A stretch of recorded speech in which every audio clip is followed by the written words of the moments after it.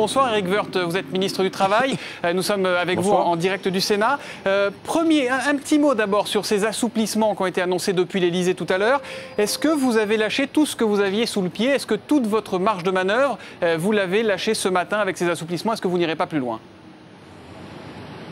Écoutez, on a d'abord beaucoup évolué dans ce texte, comme nous l'avions dit. On a travaillé sur la pénibilité à l'Assemblée nationale de façon, je pense, extrêmement efficace, puisque les salariés qui ont 10% de taux d'incapacité, c'est-à-dire une caissière par exemple dans un supermarché qui a un problème d'épaule, elle a 10% d'incapacité. Donc nous maintenons la retraite à 60 ans pour ces personnes-là, parce que c'est normal et c'est juste. Et au Sénat, nous venons d'annoncer des mesures pour les mères de familles de 3 enfants qui sont nées à une période, parce que il faut bien comprendre les choses. Quand on est né à cette période-là et qu'on est une femme, on a moins de trimestres que les hommes parce qu'on n'a pas bénéficié d'un certain nombre de mesures qu'ont eu les femmes qui sont nées un peu plus tard. Et les femmes aujourd'hui, les femmes qui sont nées après les années 55, elles ont plus de trimestres que les hommes. Donc la situation n'était pas la même. Donc on a voulu répondre aux mères de famille qui ont arrêté leur activité à un moment donné et qui ont une carrière hachée parce qu'elles ont des enfants. On a voulu rétablir l'équité. Ça a été fait à la demande du président de la République et en liaison avec le Sénat. Même chose pour les parents d'enfants handicapés,